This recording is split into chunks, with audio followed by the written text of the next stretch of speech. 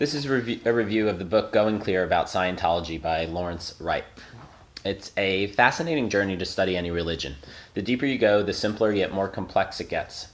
Lawrence Wright's Going Clear takes the reader on an in-depth and often dark journey into the heart of Scientology. Starting with the mysterious rise of L. Ron Hubbard, he traces a path through the church's constant trials and triumphs to the modern-day, seemingly uncontrolled behemoth led by David Miscavige. My previous review of Wright's God Save Texas pointed out his obvious bias in Texas politics. It would only be fair to address the same issue with regards to Going Clear. If you Google Lawrence Wright's name, the first thing you'll see is a paid ad by standleague.org, a site run by the Church of Scientology. They accuse him of hate speech, of biased reporting, and a desire to smear their religion. They even have a small site on the domain name LawrenceWrightGoingClear.com with similar accusations. From skimming them, the sense I got was that they focus on minute errors, which Wright perhaps can't fully prove, as opposed to refuting his central premise and theme about the church being a mentally, physically, and financially abusive organization. While reading the book, I found myself delving into the mindset of two central characters, Hubbard and the thousands of Scientologists that followed him. Hubbard himself is an amazing personality. It seemed he had an incredibly creative mind that allowed him to conjure up epic science fiction tales, as well as an entire system of belief. I don't get the sense that he was a sociopath, as appears to be the case with Miscavige. Instead, he seems to be so far detached from everyone else that the consequences of his actions never even occurred to him. Getting into the mind of a follower is in some ways easier, in some ways more difficult. As an outsider, the falsity of it seems to be so obvious. When you learn about the financial costs and the abuse that most undergo, it makes even less sense. What I believe to be the pull is similar to what happens with many other religions. Hubbard seems to have created some very good courses on human interaction and communication. His philosophy is also an empowering one of confidence and of mission. This is enough to get people hooked. The camaraderie and excitement keep you there longer. Then the threat of isolation and embarrassment about admitting that it was all a sham prevent people from leaving. I believe this to be the case with all systems of belief, both those old enough to be called religion and those too new that they still fall under the category of cult.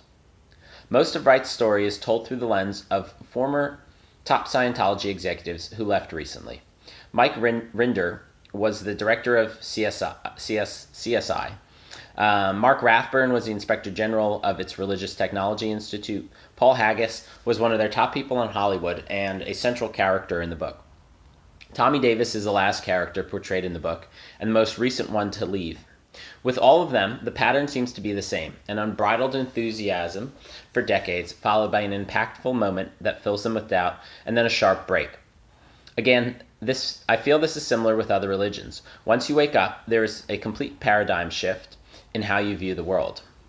In truth, I wouldn't limit this mindset to religion.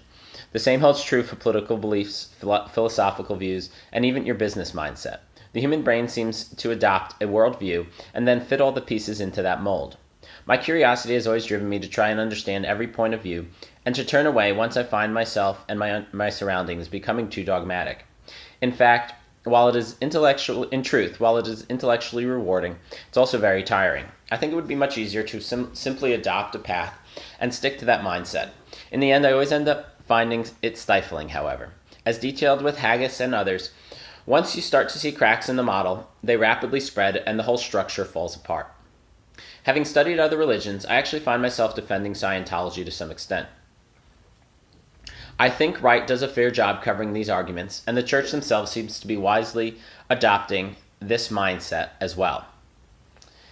Is the origin story of Xenu really that much crazier than the Genesis tale of Adam and Eve and the firmament?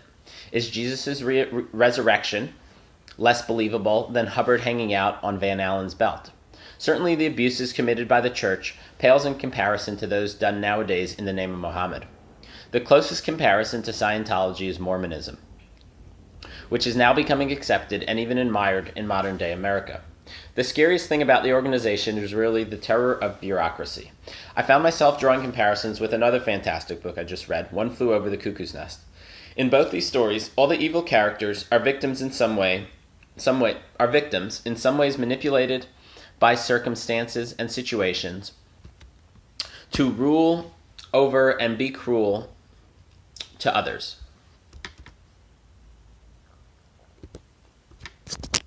Arendt's banality of evil seems to hold true. One aspect that I found very interesting was the self-censorship that was so strong among many followers. A turning point for Paul Haggis was when he started doing online research following the church's failure to oppose homophobia.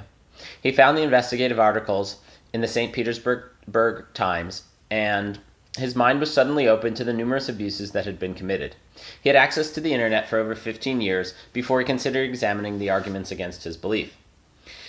Many organized religions are terrified of the information revolution that can so easily expose their lies. Perhaps there is less to be worried about than they think. In fact, the church recently started numerous OTT content streams on DirecTV, Roku, and more. I wouldn't be surprised if the internet ended up turning into a powerful recruiting tool for them. There is no need to censor information when you can simply bury it beneath a huge pile of your own. I can't recommend this book enough. Hubbard's life and the 60-odd-year history of the church is truly an amazing tale. Like me, I think you may end up finishing the book with more questions than you have answers.